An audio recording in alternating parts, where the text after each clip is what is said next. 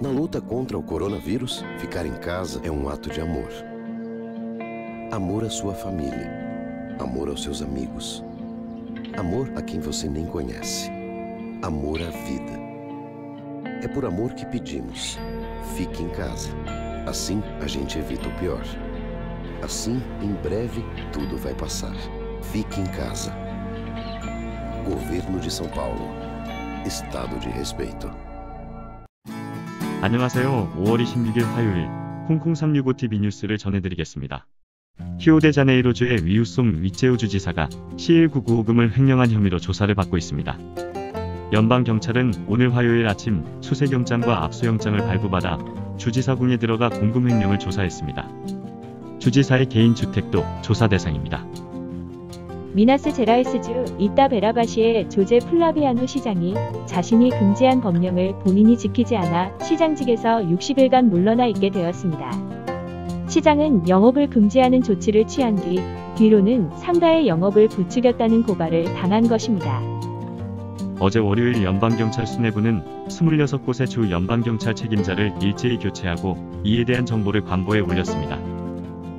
상파울로 조옹도리아 주지사는 내일 27일 수요일 브루노코바스 상파울로 시장과 함께 6월 1일부터 시행할 새로운 격리 조치에 대한 세부 사항을 발표한다고 전했습니다. 주지사는 록다운은 고려하지 않고 있으며 상파울로주의 각 도시의 상황에 따라 격리 조치가 달라질 것이라고 했습니다. 이번에 시행할 격리 조치를 가리켜 지능적 격리, 꽈렌테나, 인텔리젠치라고 부르고 있습니다. 히오의 말셀로 프리벨라 시장은 어제 월요일 교회와 종교단체의 미사와 예배를 허락했습니다. 마스크 사용은 필수이며 사람과의 거리는 2m 간격을 두라고 지시했습니다. 노인과 지병이 있는 사람들은 인터넷이나 TV를 통해 예배를 드릴 것을 권고했습니다. 브라질 경제팀은 이번 C19 팬데믹으로 인한 경제난을 해결하기 위해 국제기구로부터 40억 달러의 차관을 받기로 했습니다.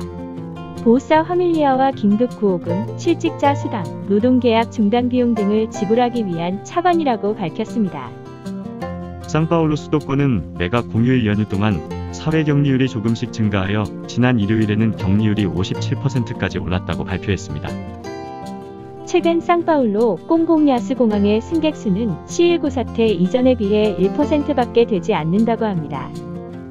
220여 개의 부동산 중개 업체들은 이번 C19 팬데믹으로 인해 월세를 내지 못하는 사람이 49%에 이른다는 집계를 발표했습니다. 브라질 법무부 장관과 공안부 장관을 맡았던 셀지우 모로 판사는 보우소나로 정부가 약속한 부정부패 척결을 지키지 않았다고 발언했습니다. 모로 판사를 불러들인 사람은 보우소나로 대통령인데 판사가 사임하자 대통령은 모로 판사가 헌법재판소에 장관직을 요구했다고 비난했었습니다. 이에 맞서 모로 전 장관은 보우소나로 대통령이 연방경찰에 개입했다고 고발한 것입니다. 결국 보우소나로 대통령은 자신의 거짓말이 들통나 신뢰를 잃어가고 있습니다. 슈아스카리아 나치바그리우 식당이 새벽부터 고기를 구워 팔고 있습니다. 식당 문을 열지 못하는 상황이 되자 사람이 다니지 않는 시간을 이용해 새벽부터 6시간 동안 길에서 고기를 굽는 것입니다. 포고지형 식당에서 영감을 받았다고 하는데 동이 날 정도로 잘 팔린다고 합니다. 2020년 5월 25일 발표된 C19 집계입니다. 브라질에서는 현재 23,473명의 사망자가 발생했습니다. 지난 24시간 동안 집계된 사망자는 807명입니다. 감염 후 회복된 사람은 15만 명을 넘어섰다고 발표되었습니다. 이는 전체 감염 확인자의 41%입니다.